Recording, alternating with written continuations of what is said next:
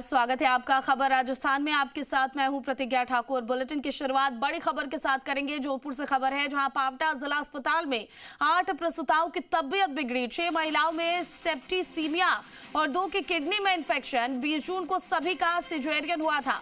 Operation संक्रमण की आशंका से ऑपरेशन थिएटर को बंद किया। मेडिकल कॉलेज ने टीम बनाकर शुरू कर दी है जांच। और कोटा बीकानेर के बाद अब जोधपुर में भी हालत गंभीर है। तो बड़ी खबर जोधपुर से सामने आ रही है, जहां पावटा जिला अस्पताल में 8 प्रसूताओं की तबीयत बिगड़ गई, जिनमें से 6 महिलाओं में सेप्टिसीमिया और 2 की किडनी में इंफेक्शन बताया जा रहा है। 20 जून को इन सभी का सिजेरियन हुआ था। संक्रमण की आशंका से ऑपरेशन थिएटर फिलहाल बंद किया गया है। वहीं मेडिकल कॉलेज ने टीम बनाकर जांच भी शुरू कर दी है। कोटा बीकानेर के बाद अब जोधपुर में भी इस तरह का मामला सामने आया, जहां प्रसूताओं की हालत गंभीर बताई जा रही है।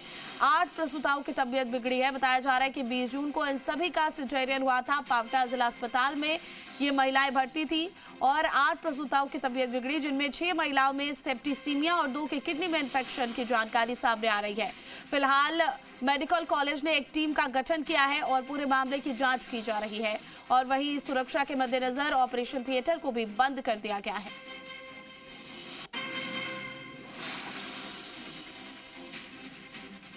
तो बड़ी खबर जोधपुर से सामने आ रही है, जहां पावटा जिला अस्पताल में 8 प्रसूताओं की तबीयत बिगड़ गई। 6 महिलाओं में सेप्टिसीमिया और 2 की किडनी में इंफेक्शन बताया जा रहा है। 20 जून को इन सभी का सिजेरियन हुआ था और उसके बाद अब इन 8 की तबीयत बिगड़ गई है। वहीं संक्रमण की आशंका से ऑपरेशन थिएटर को बंद किया गया है फिलहाल, और मेडिकल कॉलेज ने टीम बनाकर जांच भी शुरू कर दी है। पहले कोटा में इस तरह का मामला सामने आया, फिर बीकानेर में, और इसके बाद अब जोधपुर में भी हालत महिलाओं की गंभीर बताई जा रही है। 8 प्रसूताएं जिनकी तबीयत बिगड़ी, 20 जून को इन सभी का सिजेरियन हुआ था और उसके बाद अब इन सभी की तबीयत बिगड़ गई है, जिनमें से 6 प्रसूताओं में सेप्टिसीमिया और 2 को किडनी इंफेक्शन बताया जा रहा है।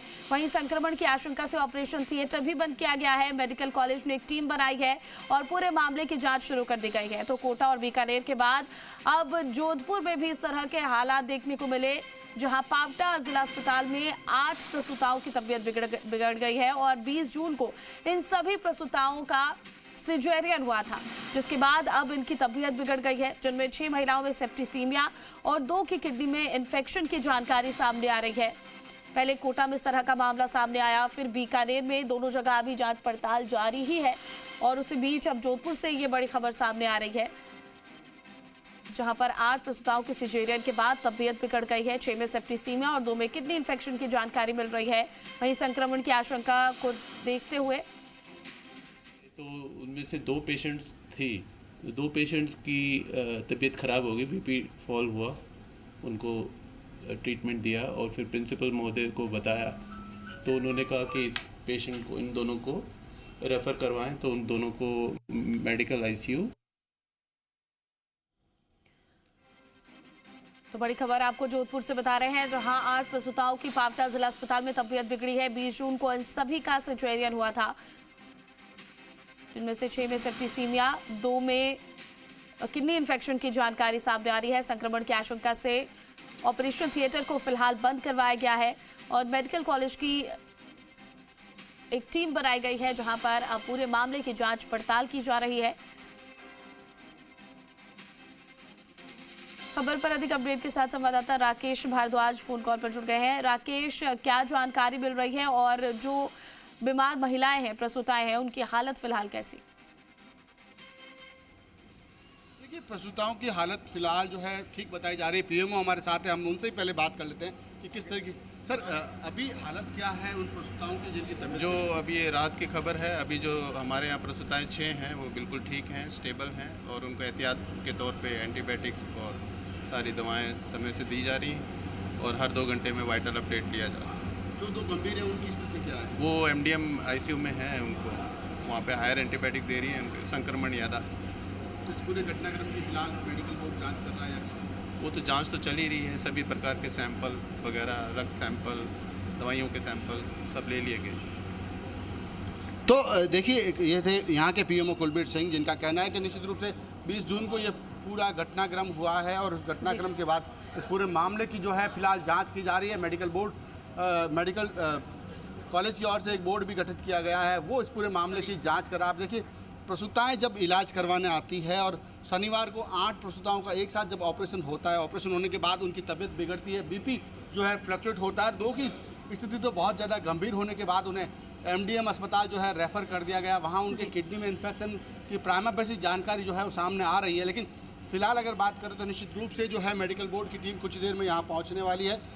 मेडिकल कॉलेज के प्रिंसिपल डॉक्टर BS जोधा है, वो भी पावटा जिला अस्पताल पहुँच रहे हैं। आप देखिए लगातार जो स्थिति है यहाँ की, मैं उस पावटा जिला अस्पताल में उस घटनास्थल पर पहुँचा हूँ जहाँ निश्चित रूप से ऑपरेशन हुए और ऑपरेशन होने के बाद 8 प्रसूताओं की जो है तबीयत जो नासाज हुई। आप देखिए ये ऑपरेशन थिएटर है जहां बिना आज्ञा, हालांकि ये कहा जाता है कि किसी को आने की अनुमति तो नहीं है, लेकिन निश्चित रूप से फिलहाल OT बंद करने की भी बात सामने आई है, क्योंकि यहाँ के जो PMO है उन्होंने कहा है कि OT को पूरी तरीके से फिलहाल बंद कर दिया गया है, क्योंकि जिस तरीके से एक ही दिन में 8 ऑपरेशन होने और 8 ऑपरेशन होने के बाद 8 की तबीयत जब बिगड़ती है तो निश्चित रूप से OT को फिलहाल बंद कर दिया गया है।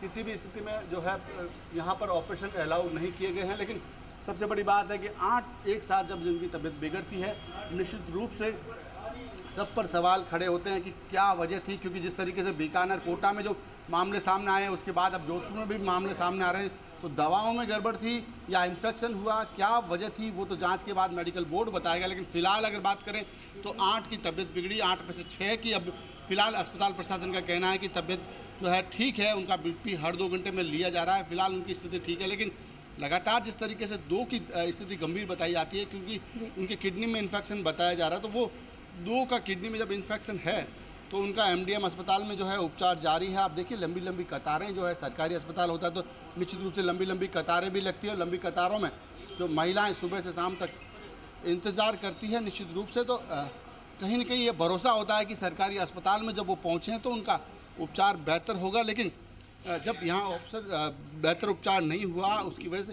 सर लगातार जिस तरीके से बात आती है कि संक्रमण के पहले भी सावचेती बरतने की, लेकिन नहीं, हम तो जैसे देखिए डेली फ्यूमिगेशन करते हैं। D125 जो सबसे बेहतरीन माना जाता है फ्यूमिगेशन के लिए, वो हम डेली कर रहे हैं।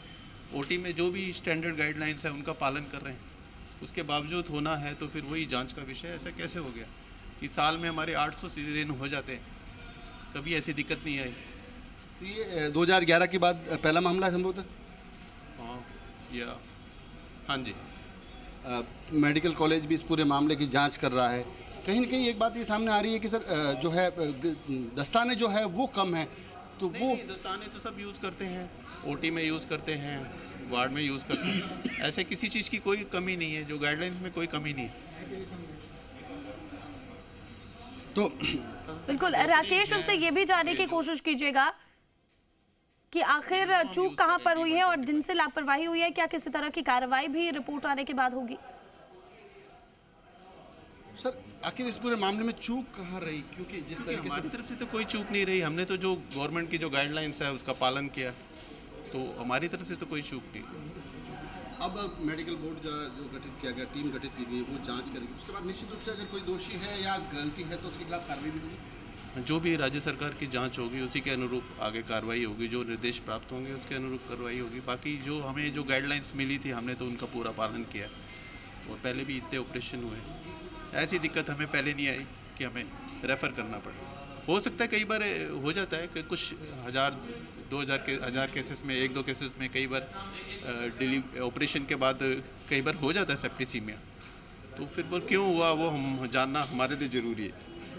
लेकिन यहाँ तो हमारे लिए जरूरी है, पहली बार इसलिए हमने त्वरित रूप से उसी दिन बता दिया। जब हमें पता चला उसी टाइम हमने प्रिंसिपल साहब को, कहीं कुछ हमने छुपाया नहीं ना, हमने तो जो भी मरीज के हित में है, हमारी तो यही पॉलिसी है कि जो भी मरीज को मिले बेहतर मिले, अच्छा मिले, तो हमने तुरंत कार्रवाई की जो भी हमारी तरफ से हो सकता है। एक साथ 8 की तबीयत बिगड़ना कहीं न कहीं सवाल खड़े करता है। नहीं, जैसे देखिए तबीयत तो दो की बिगड़ी, बाकियों को तो हमने फिर एहतियात के लेवल पे क्योंकि एंटीबायोटिक का लेवल हमने वही कर दिया जो सेप्टिसीमिया में होता है, उस हिसाब से हमने लेवल बढ़ा दिया। निश्चित रूप से PMO जो है डॉक्टर कुलबीर सिंह, जिनका कहना है कि हमने एहतियात के लिए, हालांकि 2 की तबीयत बिगड़ी। राकेश, एक सवाल और पूछ लीजिएगा उनसे कि आगे अगर कोई और सिजेरियन होना है, कोई और प्रसूता वहां पर भर्ती है, ऑपरेशन थिएटर बंद कर दिया गया है, तो क्या अब जो और प्रसूताएं हैं उन्हें किसी दूसरे हॉस्पिटल में रेफर किया जाएगा, वहां पर उनका सिजेरियन होगा?